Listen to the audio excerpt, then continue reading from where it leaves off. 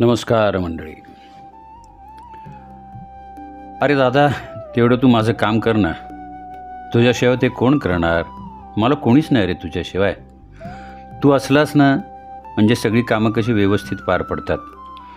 तू समोर नसलास ना का मग मात्र मला बरं वाटत नाही आणि माझी सगळी कामंच भरकटतात. नाहीतर काही कधी सापडत नाही, तर काही कधी विसरून जातो. असे अनेकविध डायलॉग आपल्याला दैनंदिन जीवनात ऐकायला मिळत असतात.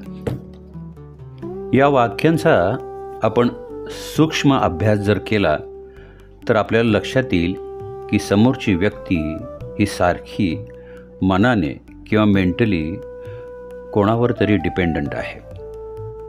माहिती सगळंच असतं तरीही माणूस सारखा डिपेंडंट बनतो.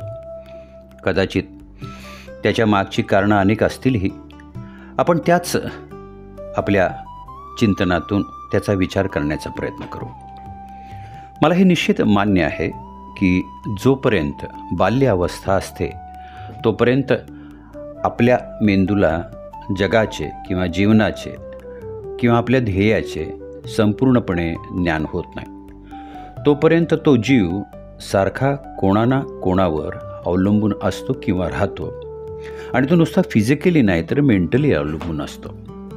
लहानपणी आई, मोठेपणी जीवनात प्रवेश करणारी किंवा करणारा, किंवा मग आपल्याच स्वतःच्या मनापर्यंत नेण्यास किंवा आपल्या मनाला किंवा स्वतःला सिद्ध करणाऱ्या अनेक व्यक्ती ज्या आपल्यावर प्रभाव करतात. माणसाला हळूहळू त्यांची सवय होते आणि आपण त्यांच्यावर अवलंबून राहू लागतो, जे अत्यंत धोकादायक वळण आहे.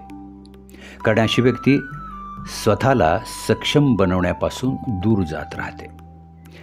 मानसिकदृष्ट्या जीव केवळ व्यक्तीवरच अवलंबून राहतो किंवा त्याच्यावर त्या व्यक्तीचा पगडा बसलेला असतो असे नाही. कित्येक जण आपल्या दैवतावर इतके मानसिकदृष्ट्या अवलंबून होतात की स्वतःचा सारासार विचार करण्याची बुद्धीच त्यांची कुंठित होते. हीच बाब असते असे नाही. मग उठसूट ज्योतिष पाहणं, कुठल्या तरी साधूला, संतांना, महंतांना प्रश्न विचारणं, माध्यमांशी बोलणं आणि त्यांच्या मार्गदर्शनाखाली वावरणं. त्यामुळेच स्वतःची जबाबदारी ते कमी करतात. कारण बोटं समोर दाखवली जातात की ह्यांनी सांगितलं म्हणून मी असा निर्णय घेतला आणि मला असा अनुभव आला. दैवतावर, गुरुवर विश्वास ठेवावा यात कोणतीही तडजोड किंवा शंका नाही. या दोन्ही गोष्टी व्यक्तीला जीवनात कसं वागावं, कसं जगावं हेच आपल्या आदर्श आचरणातून दाखवून देत असतात किंवा तसं इतिहास, पुराण आणि संतांचे चरित्र सांगतात. पण मानव मात्र त्याला या डिपेंडन्सीची व्याधी जडवून घेतो. कोणतेही दैवत किंवा गुरु आपल्या शिष्याला किंवा भक्ताला आत्मनिर्भर होण्याचेच मार्गदर्शन करतात किंवा त्याचंच ज्ञान देत असतात. एक फक्त त्याच्यामध्ये भगवंत सांगतात की तू कर्म कर, ते माझ्या प्रेरणेने कर, स्वतःचे समजून न करता.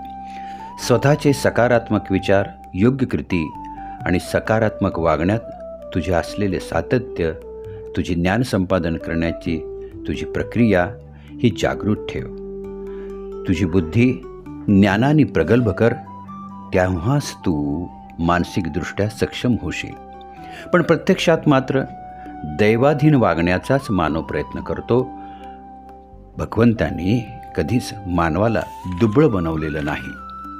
त्याला अफाट बुद्धी आणि विचारांची ताकद दिलेली आहे. म्हणूनच आपण युगायुगात जी प्रगती पाहिली नाही ती आत्ता पाहू शकत आहोत. हे सारं कसं घडलं तर वर्तमानातल्या मानवाने आपल्या स्वतःच्या ज्ञानावर, विश्वासावर, आत्मविश्वासाने निश्चयात्मक कृती केली, प्रयत्नांची पराकाष्ठा केली. म्हणूनच जग अत्यंत प्रगतीच्या पथावर आहे. ही झाली माझी धारणा. मानसिक अवलंबित्व म्हणजे मानसिक डिपेंडन्सी ही सारखी सारखी आपल्या भावनिक स्थैर्यासाठी दुसऱ्यावर अवलंबून राहण्याची प्रक्रिया आहे. म्हणजे अगदी साधं पाहणं, आपण सोशल मीडियावर असतो, आपण पोस्ट करतो, आपण पॉडकास्ट पाहतो, आपण यूट्यूब तयार करतो. त्याच्या साध्या लाईकची सुद्धा आपल्याला डिपेंडन्सी होऊन जाते. ही खरं म्हणजे ही मेंटल डिपेंडन्सी आपल्याला चिंता, नैराश्य, दुःख, न्यूनगंड किंवा स्वतःला कमी लेखण्यापर्यंत किंवा अशा पद्धतीच्या विचित्र मानसिक जाळ्यात पाडते. पण भगवंत असं म्हणतात, हे मानवा, तू विचार कर, स्व जाणण्याचा किंवा स्व जाणण्याची शक्ती मी तुझ्यात दिलेली आहे. तू सक्षम आहेस. कारण जर तू परमार्थाच्या किंवा अध्यात्माच्या मार्गावर चालत असशील तर हा मार्ग तुला मानसिक डिपेंडन्सीमधून मुक्त होण्याची वाट दाखवतो. मानसिक डिपेंडंट होण्याची वाट दाखवतच नाही किंवा त्या वाटेला तो तुला पाठवतच नाही. तू प्रत्येक गोष्ट स्वीकार, स्वतः जबाबदार हो, जबाबदारी घे. प्रत्येक वेळी आपल्या मनासारखं होईल असं नाही. आपल्या नकारात्मक भावना जरी उफाळून आल्या, त्या अशा मानसिक आधाराच्या साह्याने अडवण्याचा प्रयत्न करू नको. त्यातून मुक्त होण्यासाठी त्या भावनांना, ते विचार मार्गस्थ करून डोक्यातून काढून टाक. कारण आपण प्रयत्न केले तरच आपण बदलू शकतो. कोणावर मानसिकदृष्ट्या अवलंबून न राहता स्वतःला ओळखण्याचं शिक.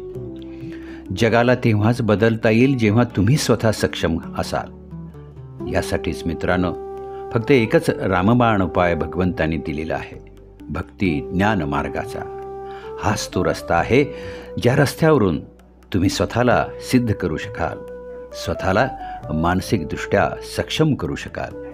मग मनाच्या या स्थितीला बदलण्यासाठीचा उपाय जो त्यांनी सांगितला आहे, तर तो म्हणत असताना आधी स्वतःला बजवा, मी आता मेंटली डिपेंडंट राहणार नाही. मी स्वतःला रामाचा सेवक समजतो आणि श्रीरामाच्याच नामशक्तीने, नामस्मरणाने मी स्वतःला सक्षम बनवण्यास समर्थ आहे. मग तोपर्यंत बोला तर मग. जय श्रीराम. श्री स्वामी समर्थ.